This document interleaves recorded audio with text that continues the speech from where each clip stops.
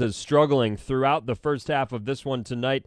After the first 12 minutes, just a 21-18 lead for the Timberwolves, and the offensive issues continued into the second quarter for both teams.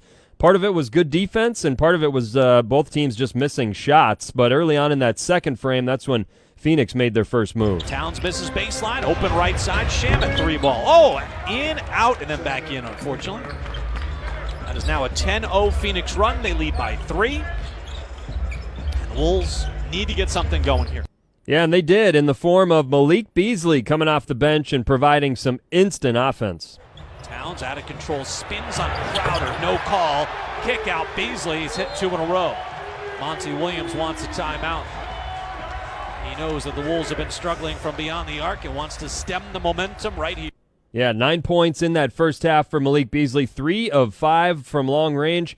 Also added 5 first-half rebounds and 3 dimes. He was Minnesota's second leading scorer, second only to the birthday boy, Karl Anthony Towns. He had 15 in the opening 2 quarters. And at the halftime break, it was Phoenix leading by just a single point, 40-39. Phoenix with the halftime lead. So again, the 79 total points through 2 quarters, evidence of the offensive struggles in this one. As we fast forward to halfway through that third quarter, emotions for the Timberwolves starting to boil over late in the frame. Both Anthony Edwards and Karl Anthony Towns assessed technicals, arguing foul calls in that third quarter. The crowd certainly getting into it and letting the officials hear it. But later on in that frame, Devin Booker and the Suns maybe taking advantage of Minnesota losing focus. 61-57, 4-point game. Booker quickly up on the right wing against Anthony Edwards. A stop and pop pull-up 3. He hits. Devin Booker, 3 more. He's got 20. 64-57. Suns lead by 7. Yeah, that was Phoenix's largest lead at the time, up 7 at that point. They carried a 4-point advantage into the fourth quarter, 66-62. So again, these two teams trading punches, grinding it out, and it would be a matter of who could find an offensive rhythm first, who could string together a little run to take advantage and take the lead. And we thought maybe that was Minnesota in the fourth quarter. See if the Wolves can push here. Here's Ant Edwards up in the front court, hounded by Paul. Now Towns with it, deep 3, straight away. Can he hit? Oh yeah! 32 for Karl Anthony Towns, and he puts the Wolves up 78-77. Still a long way to go. 5:43 left. Monty Williams calls a timeout. Crowd getting into it at that point. Place was rocking on Cat's birthday after that triple, and Anthony Edwards also getting in on the act, powering through a rough shooting night here tonight. Up by 1 and with possession with 4:20 left. The Wolves are 2-4 in clutch time this season. And with the ball in his hands up top, guarded by Devin Booker. Between his legs, rocks it, now pulls up on the 3 and sticks it! He picks a fine time for his first 3 of the night. Anthony Edwards gives the Timberwolves a 4-point advantage with 4 minutes to play. Wolves up 4 at that point. Anthony Edwards, if you just heard head coach Chris Finch moments ago, praising some of the other things Ant was able to do tonight, battling through an uncharacteristically off shooting night. Ant was just 2 of 11 from the field, only 9 points.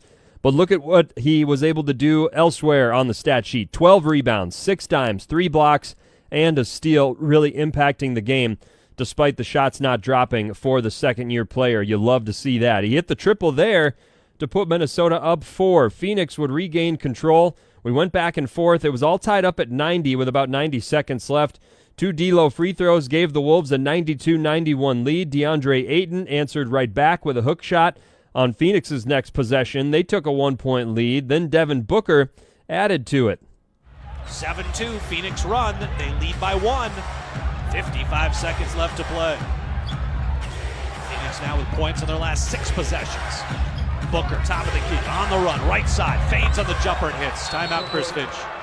It is a 9-2 Phoenix run. This is what they do. This is why they're so good in clutch time. They execute. Paul making plays, Booker making plays. Yeah, the reigning Western Conference champs certainly looking comfortable down the stretch of this ball game. Devin Booker with the jumper there. He and Chris Paul, 28 of Phoenix's eventual 33 points in the final frame. So those two guys really took over and just sort of carried their team across the finish line. Booker made that jumper right there to give Phoenix a 3-point edge with just 45 clicks left in the ball game. A timely Pat Beverly offensive rebound and a putback, also drawing a foul, got Minnesota to within one. Though the problem, Pat Bev missed that free throw that would have tied the game up. So then Minnesota forced to foul with just 20 seconds left on the clock. Chris Paul makes his first free throw, makes his second to give Phoenix once again a 3-point cushion. Wolves with the basketball call their final timeout, drop a perfectly executed inbounds play that got D'Angelo Russell a wide-open layup. So down 3, they cut the deficit back down to just 1. They would once again need to try to force a steal on the inbounds and then foul quickly if you can't get the steal. They were able to foul Devin Booker. You send him to the free throw line. He misses the first free throw. So even if he hits the second, it's just going to be a 2-point ball game. Takes away perhaps the chance for Phoenix to foul if they had the 3-point cushion. Booker makes the second free throw. It's 98-96, Suns with the lead. Wolves one final chance, and here's how it sounded. Here's Booker's second free throw attempt. It is up, it rattles around and drops in. It's 98-96. Without a timeout, Timberwolves will go coast to coast here. D'Lo's got it. 14 seconds left to go in the game. A bounce pass to Towns on the logo at midcourt. To his left, dribble handoff to Edwards. Edwards against Booker, 8 to shoot. Back up top, D'Lo straight away, high arcing 3, off the back iron, no. Edwards the rebound, lost the handle. Crowder's got it, and a whistle and a foul. D'Lo had a great look at it. Ant forgot what the score was. 1.4 seconds left. Yeah, it'll be interesting if we get to hear from Anthony Edwards post-game. We expect to hear from Karl Anthony Towns shortly. But D'Lo had the great look there, as you heard Alan say, just off the back rim. Easily could have gone down and would have given Minnesota a lead with just a couple seconds left. Anthony Edwards secures the offensive rebound. Looked like he was 2 trying to step back and make sure he launched a 3 instead of a 2. Again, Minnesota trailing by just 2 at that point, so a 2 would have done just fine. But Ant, for some reason, we have yet to hear from him, was looking for that 3, maybe hunting to take the lead, although not necessary. We will see if we can hear his rationale and his thinking in those final seconds.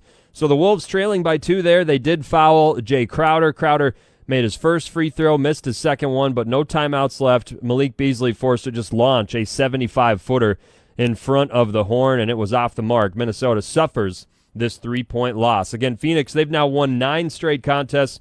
Wolves have dropped back-to-back games. They are 4-9 on their season. Suns improved.